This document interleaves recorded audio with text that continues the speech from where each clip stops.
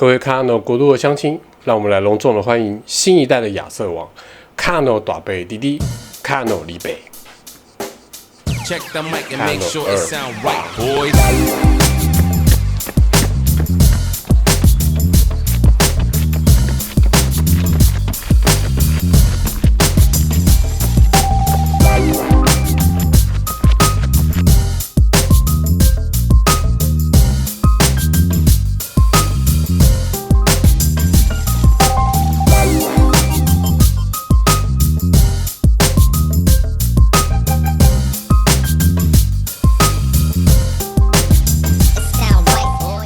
大家好，我老周，讨厌跑步的那个。Kano 28呢，在结构上呢，其实有蛮多大的更新的，所以讲老实话，我自己也是蛮期待的。新鞋上个礼拜五在台湾悄悄的上架，那价格呢也悄悄的上涨，来到定价新台币5180块。一看到这个定价时呢，我稍微缩了一下。那至于是缩哪里呢，我就不说了，男生们应该都知道。不过后来得知亚瑟士专柜是直接以新鞋的定价打8折来贩售，感觉起来呢好像还蛮有诚意的。但是拉高定价后再给予折扣这种做法呢，我自己是不太认同的。但毕竟现在疫情还是很紧张，所以我选择了由万恶的 Momo 电商购物网站来买这双 Kano 28。那加上了折价券之后呢，最后是以4200多块来入手，算是一个还有办法接受的价钱。首先我们来看外观哦，那这一代 Kano 的整体外观的设计呢，感觉更流线、更好看了。当然还是有很运动跑鞋的视觉感。但是跟以往机能感很强的印象比起来呢，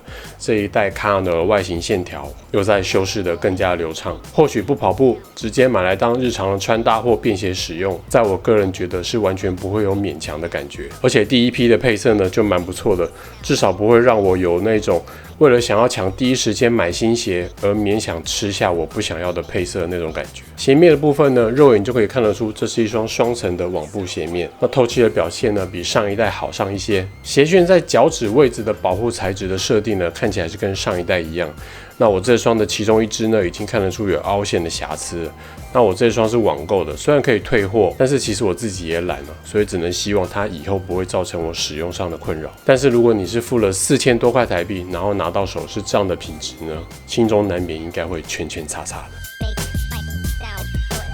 鞋舌的部分呢，依旧厚实，那与鞋带的固定孔呢，一次加到3个。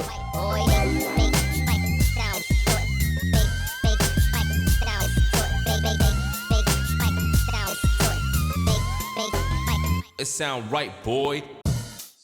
那脚踝的部分呢，依旧还是维持的 Gel 系列的传统，满满一圈的内衬材质呢，穿起来的包覆感以及固定脚踝的表现呢，十分的良好。鞋子后半部后跟位置的 IGS 稳定系统结构呢，从以前比较大面积的外露硬质塑料呢，改成这一代只有在后脚跟接近底部的位置呢，才有肉眼看得到的固定材质。但是我觉得这应该是亚瑟士为了让 Kano 在外观上呢有更精致的视觉线条，所以降低外表硬质塑料的面积，但是呢把其他的料呢给藏在鞋子后跟里。所以我们这样子按压呢，其实就可以知道亚瑟士并没有把后跟的稳定系统给偷掉。哇，好用力啊！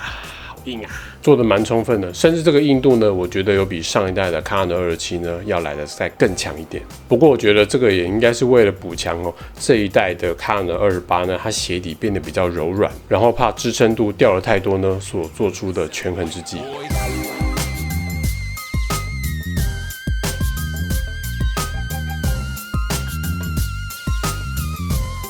然后在鞋子的后方呢，依旧有的 Kano 的传统，有着4个横条的反光材质，增加一点夜跑时的可视度。鞋重的部分，我这一双 US10号221宽楦版本，它单只鞋重的重量呢是326克，算起来呢只比我的 Kano 27呢轻了2克。官方公布的重量呢，以一般版男生 US9号的尺寸，单只鞋重呢从27代的315克降到了28代的308克。少了7克。女生版的部分，一般楦 US7号的尺寸呢，单只的重量反而是从27代的249克上涨到了28代的258克。鞋底高度的部分，由于鞋底结构依旧是依照男女生理结构有别去设计，所以个别的掌根差呢有所不同。那男生的版本呢，它前掌的部分呢是13mm，后跟呢是23mm，掌根差维持在10mm。女生的版本呢，前掌是12mm，后跟呢是25mm，所以掌根差呢是13mm，跟上一代维持一样。中底也是这一代更新的重点，材质呢从前一代的 Flyphone Propel 呢更新到从去年呢就加入亚瑟士产品线的 FF Blast， 也就是 Flyphone Blast EVA 发泡棉。我曾经拥有过2双搭载 FF Blast 中底的亚瑟士跑鞋，一双是 Novo Blast， 另外一双呢则是 Dyna Blast。虽然这2双鞋给我的印象呢都不是太好，但是呢我还是对 FF Blast 这个中底的氪金呢留下还不错的印象。Kayano 28的 Flyphone Blast 中底的设定呢，明显比 Kayano 27的 Flyphone Propel 呢要更加柔软，但是又再加上了一点点 Q 弹的脚感。中底后半部的设定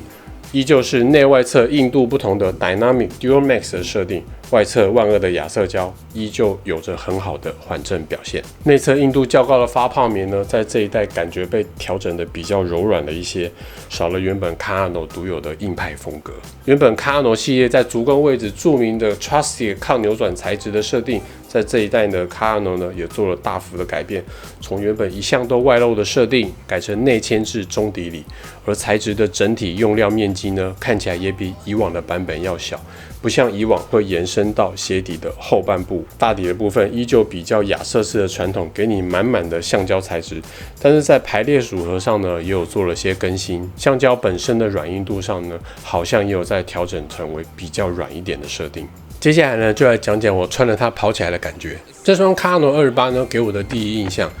是柔软的脚感，感觉这个鞋的鞋底呢，好像不需要磨合期一样，比驯完鞋的 Kayano 27呢还要柔软。那速度呢，比以往的 Kayano 呢明显的好带，不敢说有立竿见影的差别，但是呢，在提速上呢，确实是比以前的 Kayano 呢要再省力。但是别忘了 ，Kayano 毕竟还是支撑稳定系列鞋款的头牌，多了柔软或许是好事，但是也因为多了柔软呢，这一代 Kayano 的支撑性呢，明显比以前的 Kayano 呢还要再弱上一些。我在穿着它跑的时候呢，已经可以感觉到我内旋比较严重的右脚，在脚步落在地上的时候呢，会有些许往内侧掉进去的感觉。不过对我来说呢，在使用上是不会有任何的问题。客观来看，支撑度还是不错了，但是或许要在累积更多一点的里程之后呢，才能有比较完整的定论。倒是后跟的稳定度呢，维持一向的坚硬设定，没有问题，表现得可圈可点。总结来看 ，Kayano 28跑起来柔软的脚感呢，已经有一点接近 Nimbus 系列。就我个人来推估呢，大概有70%左右像。所以对于喜欢有支撑性又想要有柔软脚感的朋友呢，绝对不可以错过这一代的 Kayano 28。所以从这一代的 Kayano 来看呢，它与 Nimbus 之间的差异呢是越来越小。但话说回来，忠实硬派的 Kayano 爱好者会不会喜欢这一代的设定呢？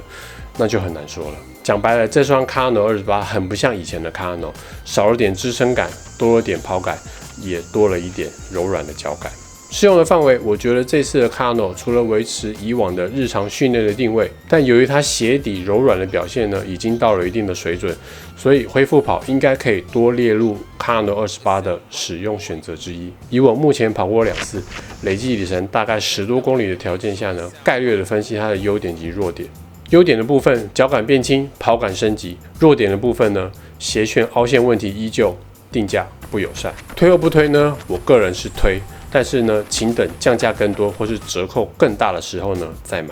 好了，那以上就是我对于这一代新任的亚瑟王亚瑟士 ASICS GEAR Kayano 28最不专业的初次试跑心得分享。很感谢你收看到这边，有任何的问题建议，也麻烦在下方的留言处留言，我们一起讨论。我是老周，讨厌跑步的那个，我们下次见。